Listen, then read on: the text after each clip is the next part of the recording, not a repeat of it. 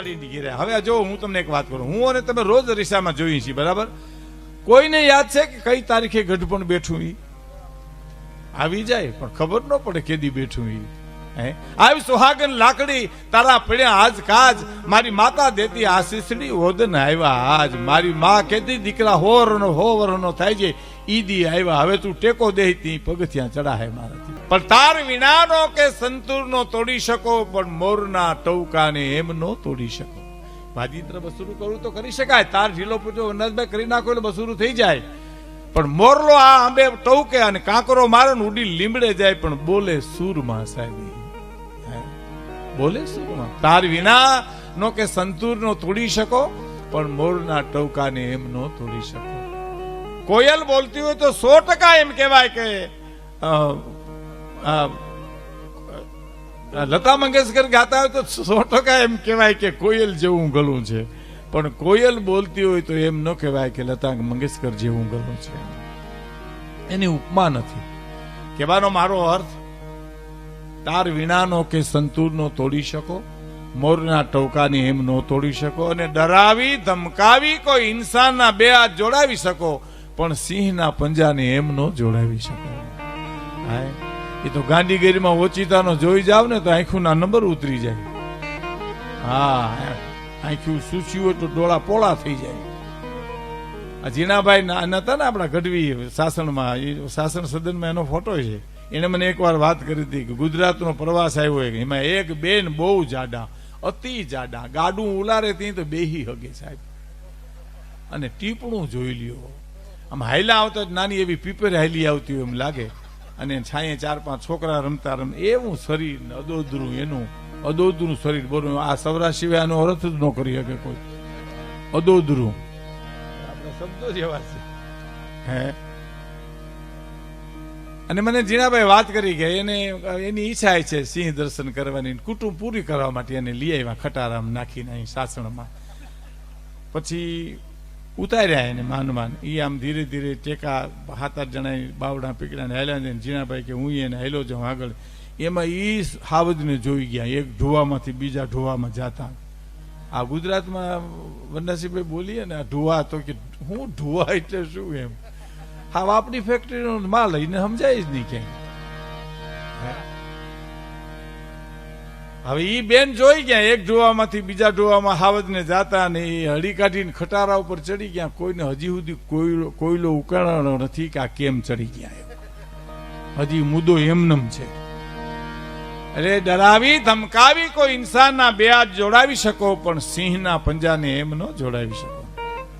અને શિખરો કંઈક સર કરો, કીર્તિ થમ ખોરી શકો, પણ ગામના પાદરમાં એક પણ પાળીઓ તમે એમ ન ખોરી શકો સાહેબ. એમાં તો મરવું જ પડે. હે, કોક મરે ને આપણા પાળિયા ન પૂજાય સાહેબ.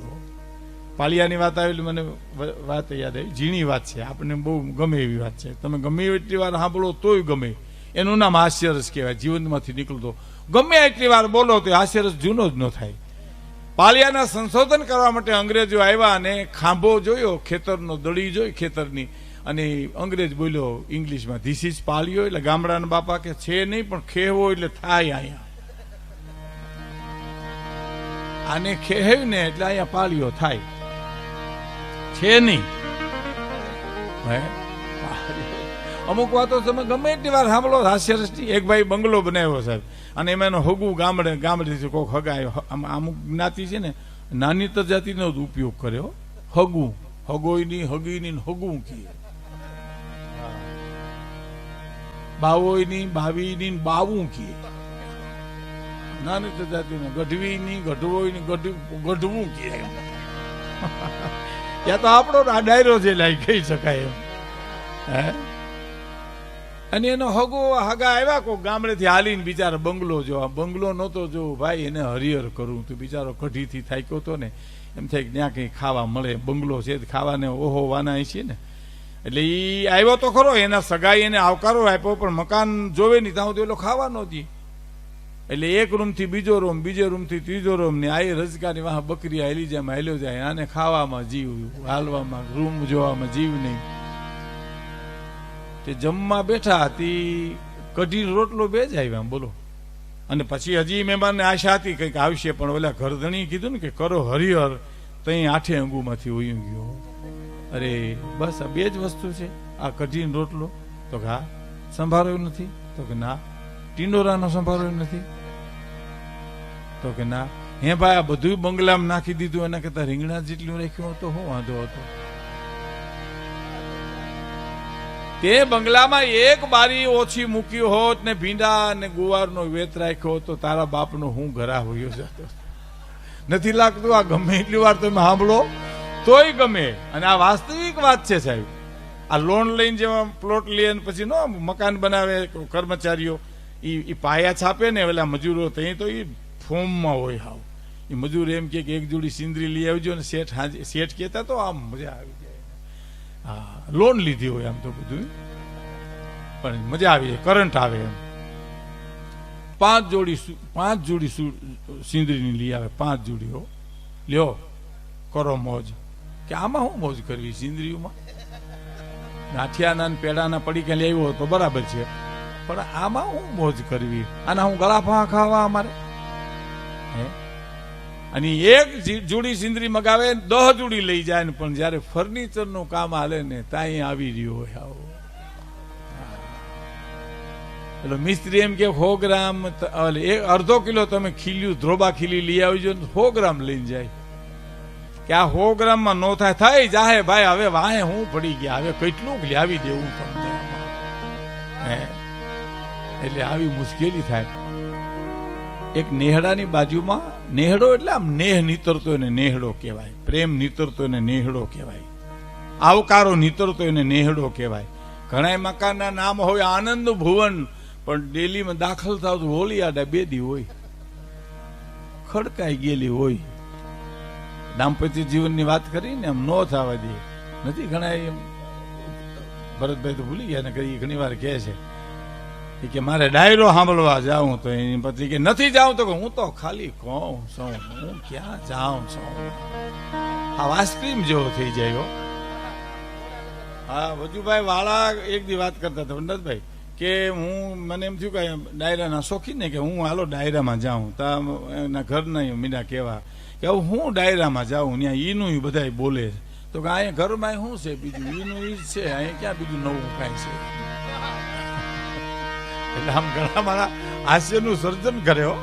હા, મેં એક જણાને કીધું, મેં કીધું તમારા બાપુજી શું કરે? મને કે મજા કરે છે. નહીં, મેં કીધું તમારા બાપુજી શું કરે? તો અફસોસ કરે છે. અમારાથી ભૂલાઈ જાય છે હવે ખરેખર.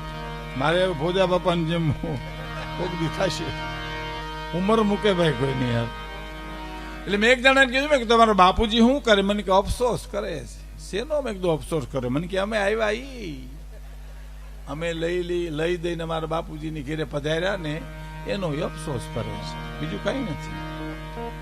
15 દી પછી એના બાપુજી મને મળ્યા. મેં કીધું દીકરા કેટલા? મને કે 3, પણ ટબ્બા જેવા હો. હવે ટબ્બો એ આપણો સૌરાષ્ટ્રનો શબ્દ છે, એ મહેસાણામાં ગોધરામાં કોઈ સમજે નહીં કઈ. અમે એને લાખાભાઈ ને પ્રાણભાઈ ને દિવાળીબેન ને મહેસાણા પ્રોગ્રામ દેવા ગયા ને ઘરધણી અમારો પરિચય કરાયો સાહેબ. એમાં દિવાળીબેન પ્રાણભાઈ લાખાભાઈ તો છે નહીં હવે સાક્ષીમાં, હું એ કર્યો. એમાં શું પરિચય કરો શાસ્ત્રી બાબા ખબર? કે લાખાભાઈ ગઢવી અને એની ટોળકી ખૂબ મજા કરાવેલી, ટોળકી કરી અમને એની. તે પ્રાણભાઈ મને કે ટોળકી કોણ? મેં કીધું હું, તમે દિવાળીબેન, આપણી ટોળકી એની, લાખાભાઈ આપણા નાયક. અને પછી હું કીધું ખબર, નામચીન કલાકારો છે. નામચીન હું આમ ખિસ્સા કાતરું છે ભલામણ. અને પછી એક જણો આવીને મને કે કાળજાનો કોકડો કરજો, પેલો કોકડો. કાળજાનો કટકો લાખાભાઈ હમણાં ગાયો. મને કે કોઈ બીજો કોકડો કરો. તમારા કોઠિયાવાડીમાં ઘણા કોકડા હોય. હા હા, અંતર ના ઊંડાણીની કોક વેધુ ને કહેવાય, ચોરે નો ચર્ચાય એ ચિત્તની વાતું શંકરા, અંતર ના ઊંડાણીની. મને એક વાત ગમે છે સાહેબ, કહી દઉં. વિજ્ઞાને બહુ વિકાસ કર્યો, શાસ્ત્રી બાપા બહુ વિકાસ કર્યો છે. રૂપિયા વધી ગયા હોય તો બેંકમાં મૂકી શકો, દાગીના વધી ગયા હોય તો ખાના ખોલાવીને જમા કરી શકો. વાત મૂકવાના ઠેકાણા નથી ક્યાંય સાહેબ. અંતરના ઊંડાણની એ કોક વેધુ ને કહેવાય સાહેબ. એક મિત્રની પાસે એક મિત્ર આવીને એટલું કીધું, મારે મારી દીકરીના લગ્ન કરવા છે. તા તો કરધણી ઉભો થઈ ગયો. ઘરમાં જઈ જે વ્યવસ્થા હતી પૈસા થેલીમાં લઈને થેલી દેતા દેતા કહે આલે આ રૂપિયા હજી ઘટે તો અડધી રાતે ઉઠાડજે, તારી દીકરીને ઓછું ન આવે એટલો દાગીનો લઈ જાય, એટલી ચીજ વસ્તુ માગે એના કરતા હવાઈ લઈ દેજે. હો ભાઈ, વયો ગયો માણસ લઈ જાય. પાછળથી ગણતરી રોવા માંડ્યો, એની આંખમાંથી દળ દળ આંસુ મીંડા પડવા. એની પત્ની કીધું શું કામ રોવા માંડ્યા? નો દેવ આવે તો કાંઈ નહીં આવે ભલામાં. આપણે માતાજી ઘણું દીધું, ઈશ્વરે ઘણું દીધું છે, અને છતાં તમને એમ લાગતું નહોતા દેવા તમારે, હવે અફસોસ શું કામ કરો છો? એના આંસુ નથી, પણ હું એનો મિત્ર હોવા છતાં સમજી હેગ્યો નહીં, એને માગો આવવું પડ્યું. અહીંયા સાહેબ મારે ન્યા જઈને કેવું જોઈએ વનરાજભાઈ, એને બદલે એને અહીંયા આવવું પડ્યું ને, હે એનો મને આંસુ આવે છે. હું એને સમજી ન હોઈ છે. સમજી શકો ને એ બહુ મોટી મૂડી છે સાહેબ. આ દેશ રૂપિયાવાળાનો દેશ નથી, આ દેશ ભૌતિક સુખનો દેશ નથી. મિત્રો લખું ત્યાં લખી લેજો, આ દેશ રાજા રજવાડાને પૂજનારો દેશ નથી. આ દેશ તો રાજા રજવાડાને ઠોકર મારી અને નીકળી જાય એ ગોપીચંદ ભરતશ્રી ને બુદ્ધને પૂજનારો દેશ છે સાહેબ. છોડી અને નીકળે, આ તો સંન્યાસીઓની પરંપરાનો આ દેશ છે સાહેબ. ખેર ઈ તો અંગ્રેજો આપણી ઉપર શાસન કરી ગયા અને ઘણું કરવામાં ઘણું કર્યાવરમાં ન દેવાનું દેતા ગયા આપણને, પણ અને વિજ્ઞાને એટલો વિકાસ કર્યો છે. અમે ઘણી વાર કહીએ છીએ, અમે આ રોજ વાતો કરીએ છતાં અમને શેર લોહી ચડે છે સાહેબ. અમને ઉંમર નથી લાગતી, એનું કારણ આ વાતુનો પોરો છે. કોઈ પણ માણસનું આંસુનું ટીપું તમે ડોક્ટરને દો અને એમ કહો કે આમાં કેટલા ટકા ખારાશનો ભાગ છે,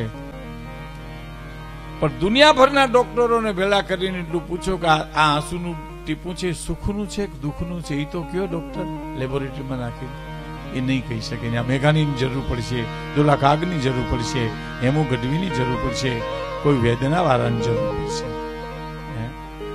અને કોઈ પણ માણસનું લોહીનું ટીપું દો એટલે વિજ્ઞાન કહી દે કે આ ગ્રુપનું છે, પણ બધા વૈજ્ઞાનિકોને પૂછો લોહીનું ટીપું આપીને કે આમાં કેટલા ટકા ખાનદાની છે, એ તો કયો સાહેબ. એ નાનું પડશે વિજ્ઞાન.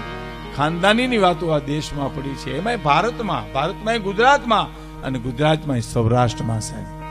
આપણે સોરઠ મારીએ અને સોરઠના વખાણ કરીએ એવું નથી સાહેબ. કે નકર એક જોડો પોતાનો અંગૂઠો ધોઈને પીતો હતો ને સરનામત લેતો હતો. કોકે કીધું આમ કાતો કે મારું માયતમ વધારું છું. માયતમ એમ ન વધે, કોક ધોઈને પીએ તો વધે. એમ માયતમ વધારવાની વાત નથી સાહેબ. આ તો સોરઠ પ્રદેશ છે.